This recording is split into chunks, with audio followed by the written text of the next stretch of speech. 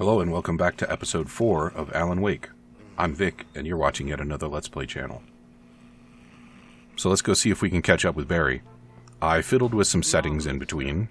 I just wanted to settle all the damage the Anderson brothers might have inadvertently caused on their recent and regrettable little outing. They are not accountable for their actions, of course. I can assure you that my staff has been reprimanded.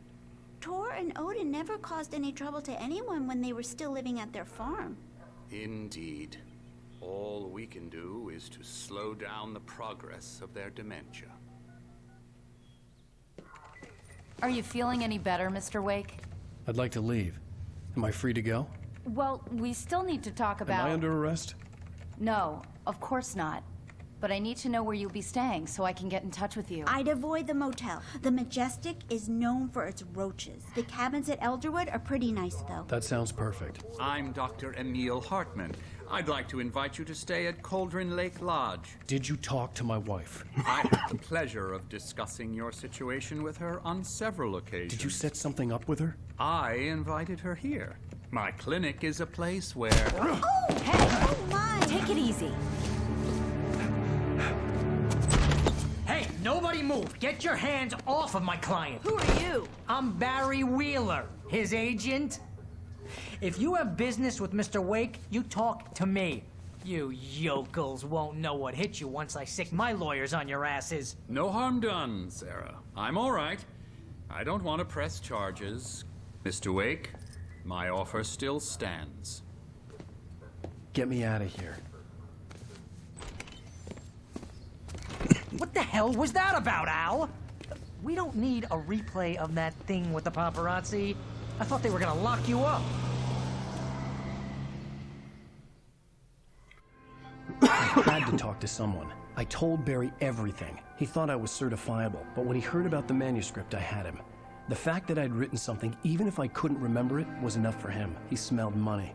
And he believed that Alice had been kidnapped. Anything beyond that was another story. I had a midnight appointment with the kidnapper in a place called Lover's Peak, somewhere in Elderwood National Park. The plan was to rent a cabin. I don't like it, Al. I don't like any of it. It's not good. In fact, it's the absolute opposite of good. Mr. Wake! Barry, you found him. Hi, Rose. Oh, wow. I was just thinking about you, too. Great. I was just bringing Rusty some coffee. He's on the balcony, looking after Max. Poor thing. I really need to go. Great to see you again, Mr. Wake. Later! Who's Max? I don't know. What an airhead. Jeez, Mr. Takes a swing at everybody. This is not her fault. She's a very nice girl and, more importantly, a fan. She even has a fan site dedicated to you. And she was very helpful when I was looking for you. Seriously, Al, what you were saying in the car? Just listen to yourself. What, you shot a guy and his body just disappeared? When was the last time you slept? Are you high? Only a little high. Okay, so before it gets too far gone, Emil Hartman was totally the big, long-leggy guy that we fought in that Have DLC. you been drinking? No! Look, Barry, I'm missing a week, and someone's got Alice. Do and you everything's understand what it sounds like when you say stuff like that? Don't get me wrong, it's a good story, could be a bestseller. But when you start confusing fiction with reality, you're buying yourself a ticket to the funny farm. Wait here.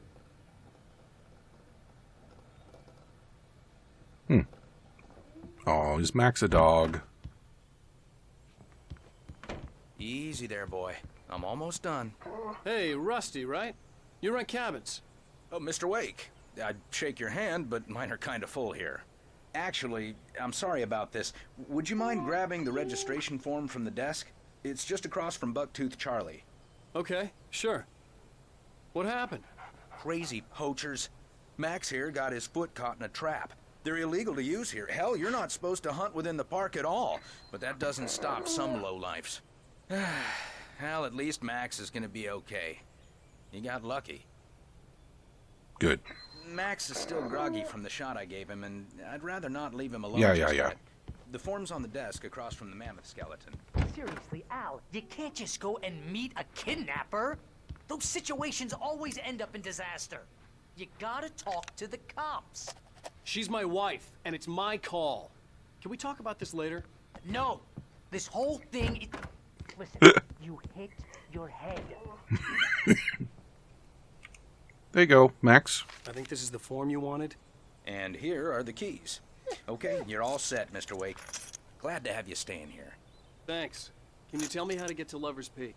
Oh, sure. It's at the end of the nature trail. Just follow the paths, you'll get to it eventually. It's an easy walk. Nice spot, too. Of course it is. Why else would the lovers like it? If you have any trouble finding it, just keep your eyes on the radio mast. It's right below that. I spotted a... There we go. So it must be there-ish. Okay. Yep. If you're trying to pull a joke on me, freak me out, it's working. Ha ha! Let's have a laugh on Barry. Barry. Well, you had me going there real funny, Al. Barry, shut You up. can quit it now. Look, Barry. Al, you're asking I got me stuff to do, believe man. that you shot a dude who went poof into thin air, a guy who was bulletproof until you I don't pointed need a recap. flashlight We at just him. did this. You hear that from people who end up spending time in padded rooms, strapped to their beds, wearing white shirts with too long tangled up sleeves. They're called and straight eating a jackets. healthy diet of pills. Okay, tell you what. I'm just Al, gonna... You make cruel jokes about people who believe that kind of stuff.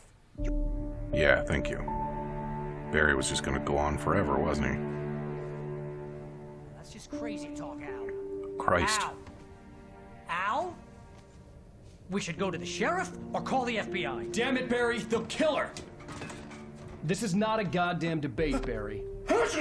I'm going to Lover's Peak. He said to come alone. Okay then. I understand.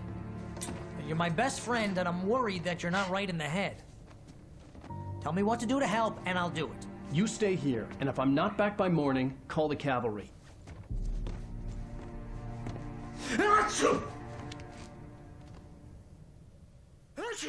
You gonna make it till morning? Just be careful with the natives, Al.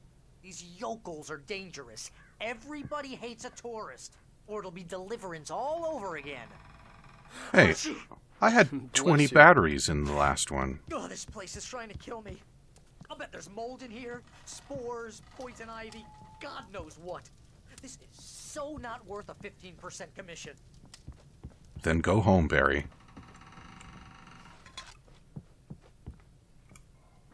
Can't believe they took away my batteries. I guess that means I should be less precious with that stuff. Actually use it some.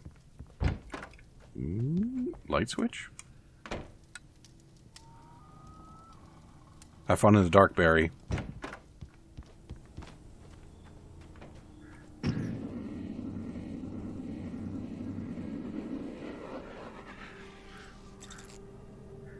Where's my gun? I lost my guns, too? Oh, there it is. I'll hold down the fort.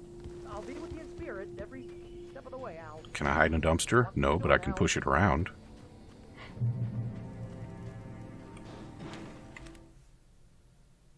Barry had never gotten along with Alice, but he knew Alan loved her with an almost frightening intensity.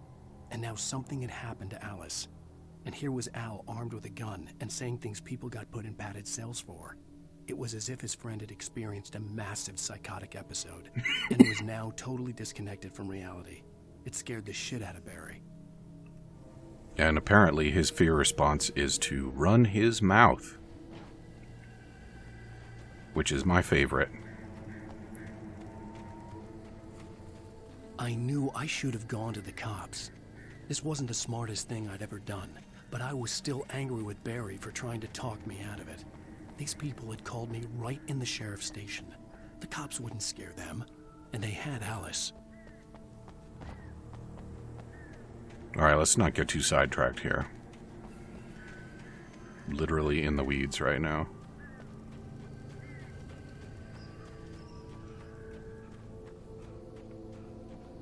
They're doing some interesting things with the draw distance, the way the trees kind of disintegrate sometimes. It's a fun way to do it.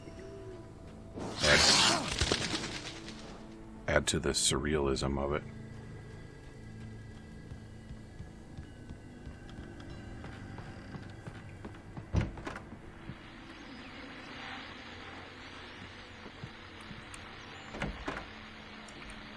Thank you. Welcome back to the show, folks. As promised, our very own Dr. Nelson has just parked his rear end in the studio. Doc, what's your Deerfest plan like? My plan? You make it sound a lot more organized than I ever seem to manage.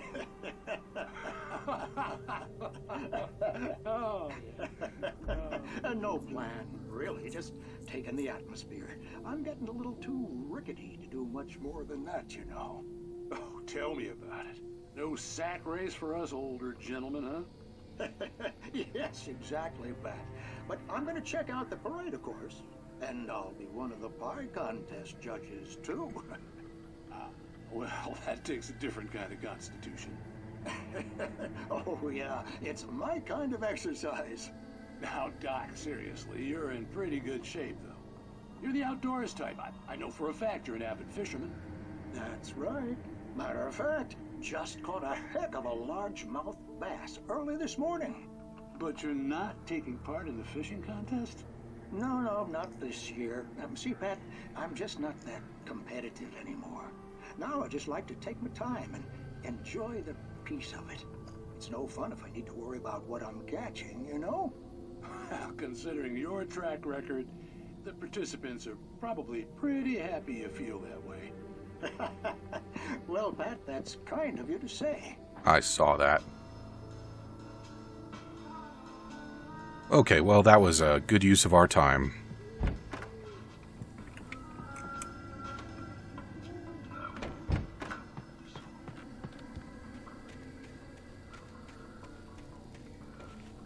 I definitely saw that. He'll show up again, I'm sure.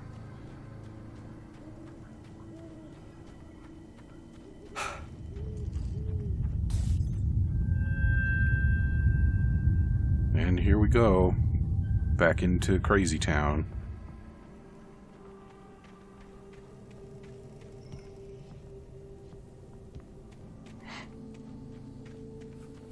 So apparently the story of the Cauldron Lake house is that there was one, but Cauldron Lake is so named because it is a caldera, and there was an eruption in the 70s that annihilated the cabin. Which is an interesting little tidbit. This cabin's not doing so good.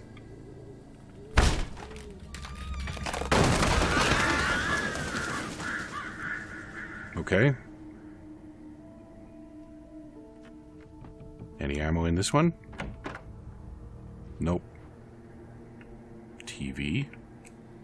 Got anything to say, television? More Twilight Zone? Punishment.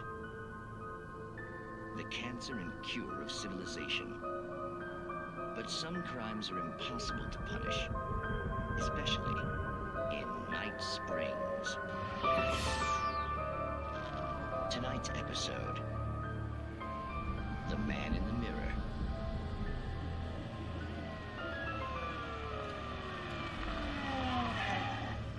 He's inside, Agent. He's a weird one. So, you're confessing to killing that guy, huh? Why? Had it coming? Yeah, but why would you do that? I mean, you're a nice guy. Normal.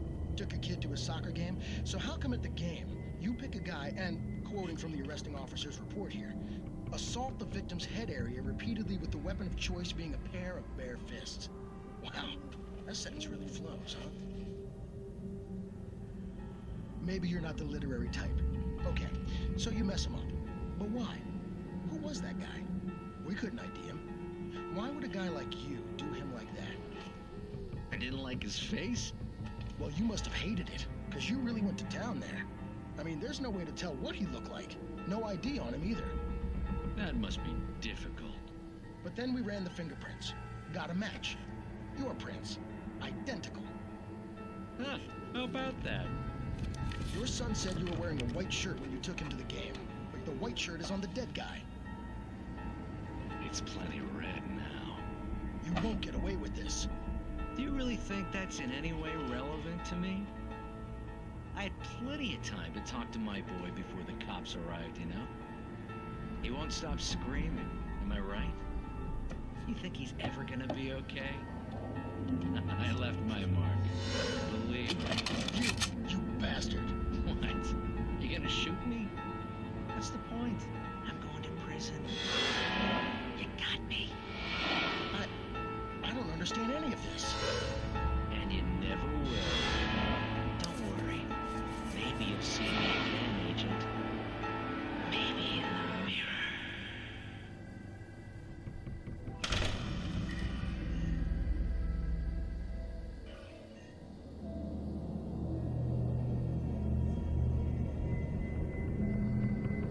Got anything to say for yourself, Rod?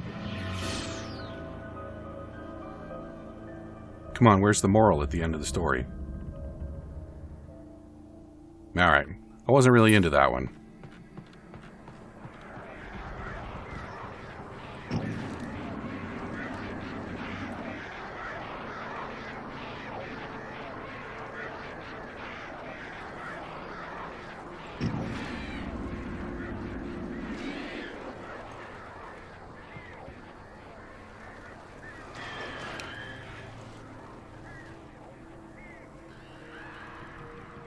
Can't tell if they're coming after me or if they're just fooling around. I think they left.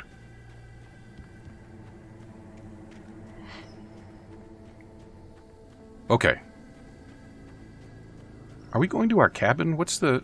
What am I up to here? Do not feed wildlife. What if they eat me? Does that count?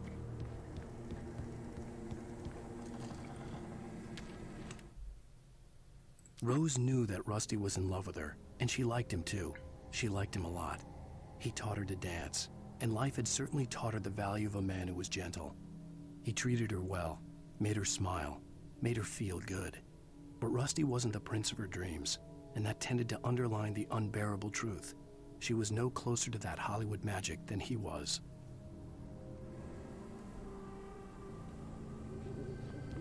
Maybe not a very good reason to walk away from a good thing. But if your heart's not in it, then your heart's not in it.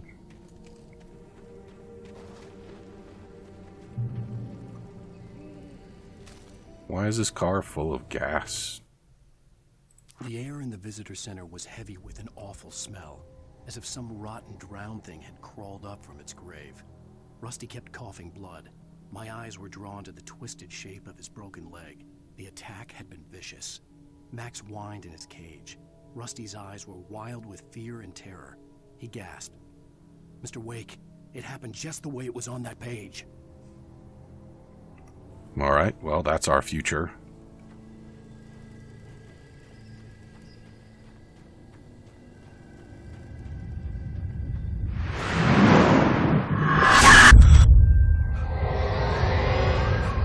The vision left me weak. This was no head injury.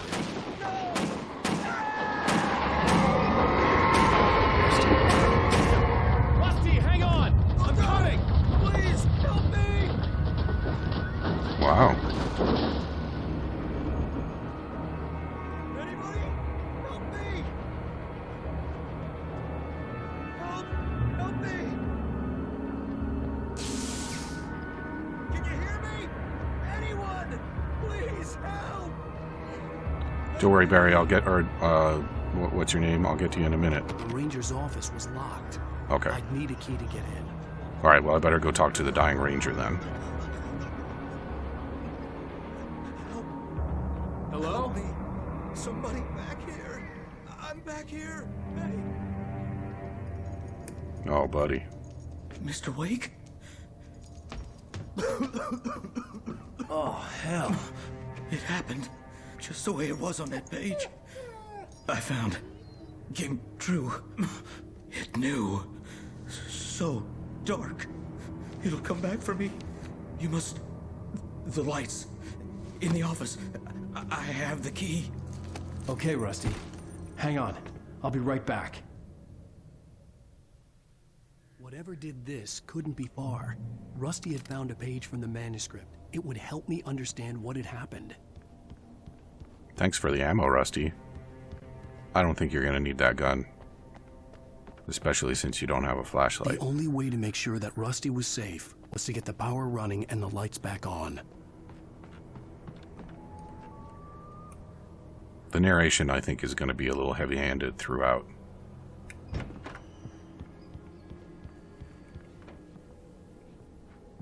Page. At the last instant, I changed direction and threw myself down.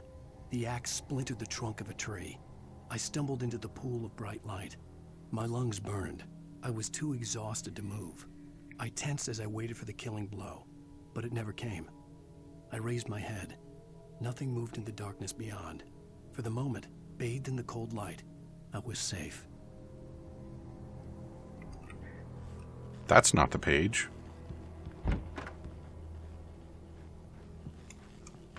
Give me them ammos.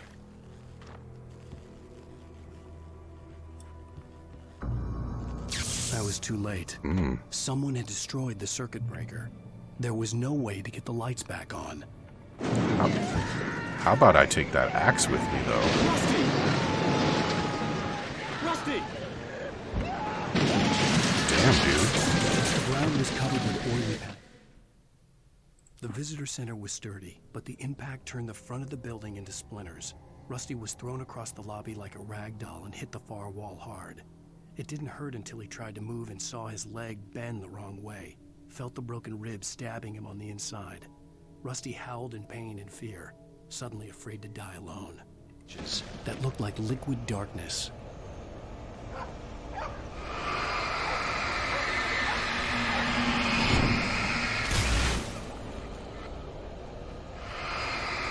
Should I clean these up or ignore them? I guess I should deal with the crisis.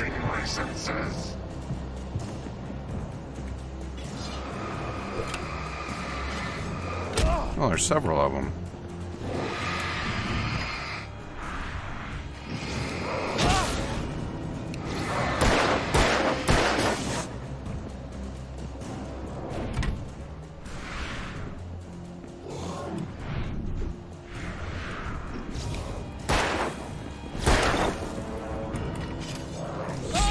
Ah! Stop throwing, jerks.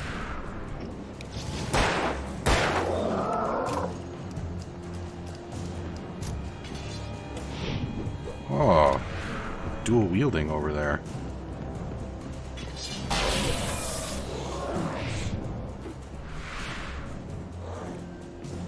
What happened to the other guy?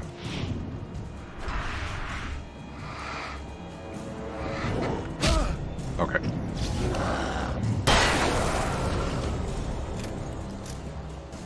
Okay, Rusty. Have you been torn to bits yet? Oh, he's not even there.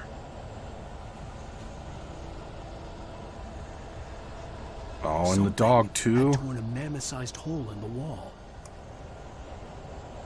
Please don't feed the animals. Fishing is only permitted for those visitors who purchase a park fishing license. Obey. Oh. The park ranger's instructions. At all times. Rusty, no! Never. Two bears and wolves never approach any other. Closer than 25 yards. Pets must be leashed. Never leave your pet unattended. It is against the law to remove any historical artifacts from the park.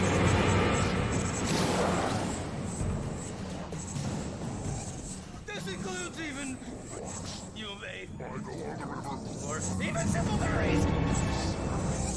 What about simple Rusties?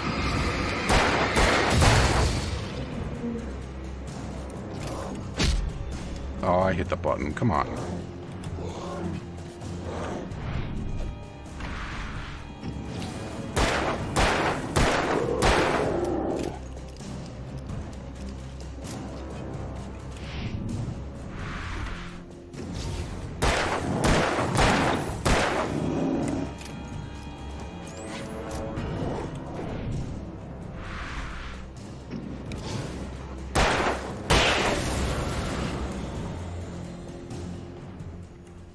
And another poof. And some new friends.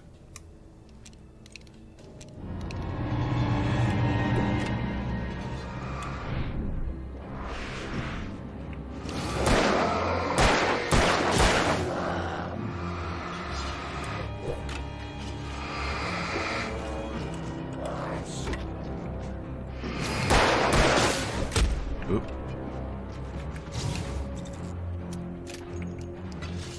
I'm not a big fan of the aiming.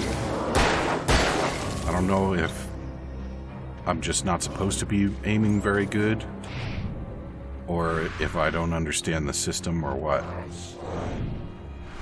I mean, if the answer was Alan just doesn't really shoot very good, so it's supposed to be kind of clumsy, I guess that would be okay. But it would be nice if it was a little more obvious that that was what was going on. If that was what was going on. Alright. Top up. And let's move on.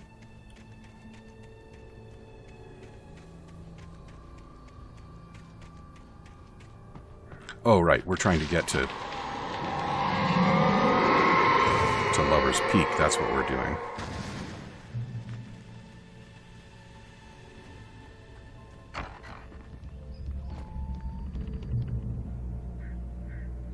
Checkpoint. Okay. So those are just our everything. What the hell was that? I saw it from the window. I saw something. Forget about it, Barry. It's just me going crazy. Oh, jeez. Oh, jeez. You're not crazy. I wish you were crazy, but you're not crazy. Ow, be careful. Stay in the cabin. Don't open the door for anyone. I mean it. Maybe turn the lights back on too, Barry. That was kind of a dick move on my part.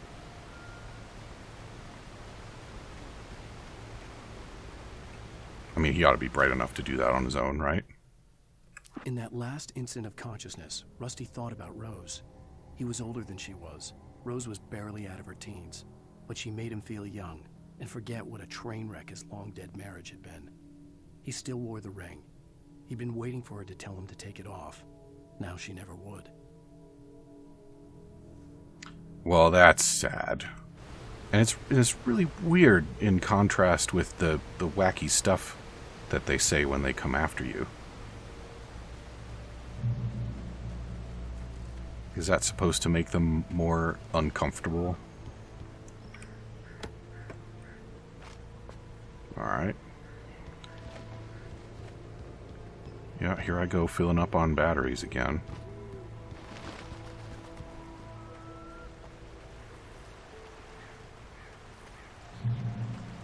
Lover's Peak. Lover's Peak was at the far end of the nature trail. What about Moonshine Cave, though? That sounds like fun. Okay, nice. Am I going to have to fight a taken bear in here? Because I might be ill-equipped for that. Oh, there's a something.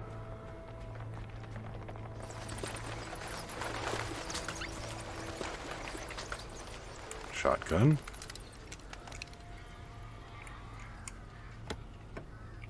And some batteries. And then we gotta always remember to re-equip the revolver, because when we pick up a new weapon, it gets equipped for some reason. Alright, no bears, that's nice. And no moonshiners, that's less nice, but I guess we don't really want to be impaired right now. So let's see if we can find some lovers.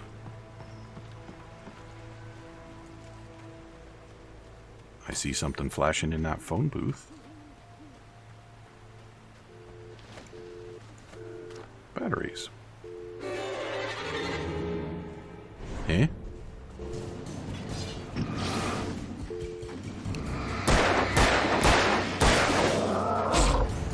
Excuse me. Oh. Come on, I pushed the button twice. You gotta do what you're told, Alan. In any case, we're out of time for episode 4, so come back and see me again in episode 5 for hopefully a better showing against those 3 boyos that pop up at the phone booth. Talk to you soon.